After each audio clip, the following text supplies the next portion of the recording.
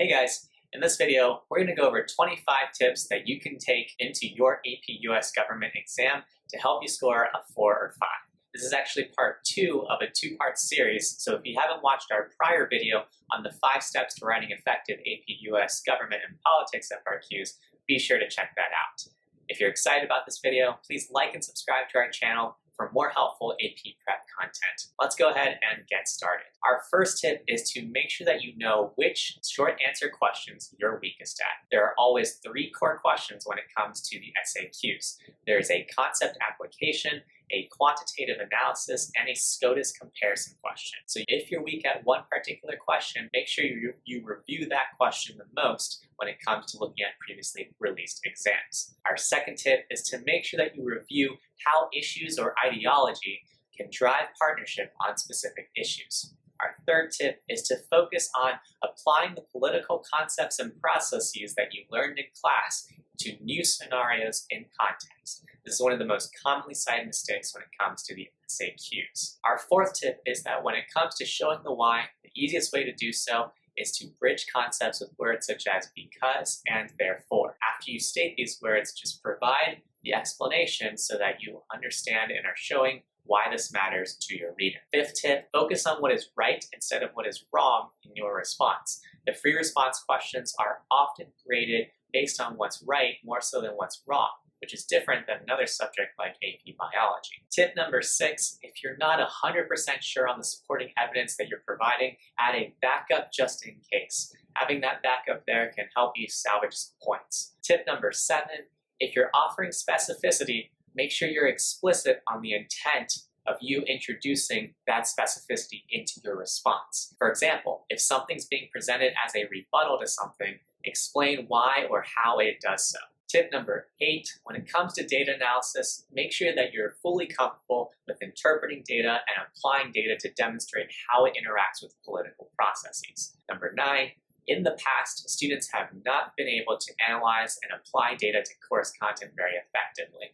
They often make mistakes in connecting how policy relates to respective parties in the political process. Tip number 10, when it comes to practicing data analysis, it's important that you're familiar with all sorts of different types of tables as well as graphs. This means that you're focusing on identifying the similarities and differences within different sets of complex data. All right, we're 40% of the way there. Let's go ahead and keep moving on to tip number 11. Number 11 is data analysis is not just reading graphs, but also reading charts and tables. Don't just think that because you got one question reading a graph correctly, that you're good to go for your quantitative analysis SAQ. For 12, one of the easiest ways that you can bolster your data analysis skills is by reviewing sources. So check out things such as the Gallup National Polls or Pew Research findings for more examples and to familiarize yourself with. Number 13, when it comes to those Supreme Court cases or the SCOTUS comparison questions, students often fail to effectively compare the 2 cases that are presented.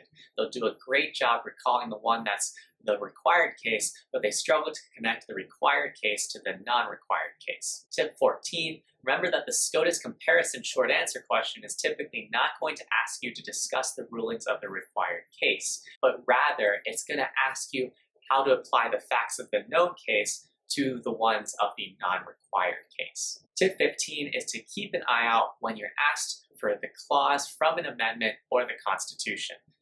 This usually means that there is only one right answer. Tip 16, know the difference between the reasoning of a case, the decision, the opinions of the case, as well as the cold hard facts. Easiest way to practice this is to use flashcards from Quizlet to help you here. Tip 17, when you're asked to compare facts, it means that you need to review the facts of both cases and not just one. Even if the facts of the non-required case are included in the prompt, you need to include it in your response in order to earn points. Tip 18, when it comes to the argumentative essay, students typically fail to explain why the evidence they bring up actually supports their thesis. Remember, it's not just enough to state your evidence, you have to tie it all together.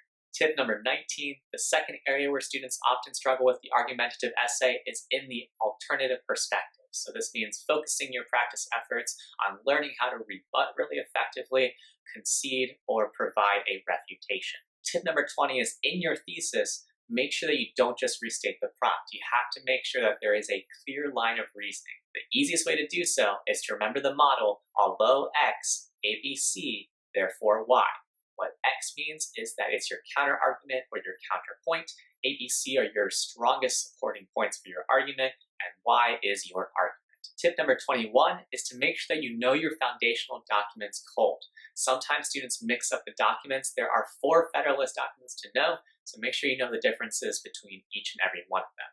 Tip 22 is to make sure that when you're looking to get that reasoning point, that you have explained why the evidence you're procuring supports your thesis. Don't just restate your thesis or state the evidence without connecting the two together. We said this a couple times in a couple different ways at this point, and this is really, really important. Tip number 23, when you're trying to earn that alternative perspective point, make sure you're not only stating the alternative point of view, but your actual response to it. It's not enough just to do one, but not the other. Number 24 is to make sure that you work with a friend through at least 3 years worth of AP GoPo FRQs. It's super helpful to have a study buddy because they can hold you accountable to your study plans, as well as grade each other's work and going through those scoring guidelines. The final tip that we have for you is by your last 2 weeks before the exam, you should have clearly identified 3 to 5 biggest weaknesses when it comes to the FRQs.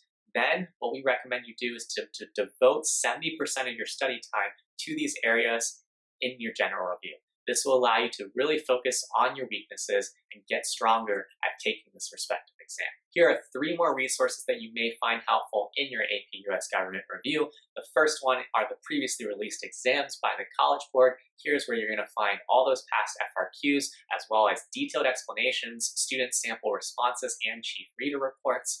The second resource is Albert's AP US Government Review Guide. This is completely free on our blog and provides you with helpful questions that you may want to ask yourself as you're nearing the end of your exam prep. And the last one is Albert's AP US Government course. This provides hundreds of practice questions as well as original FRQs that you can layer on top of the existing FRQs from the College Board. This way that you can get even more practice and learn by doing. Lastly, if you found this video helpful, be sure to hit that like and subscribe button for more AP exam content review, such as that prior video in which we went over the 5 steps to writing effective AP US Government free responses. That's it for this time. I'll see you guys next time.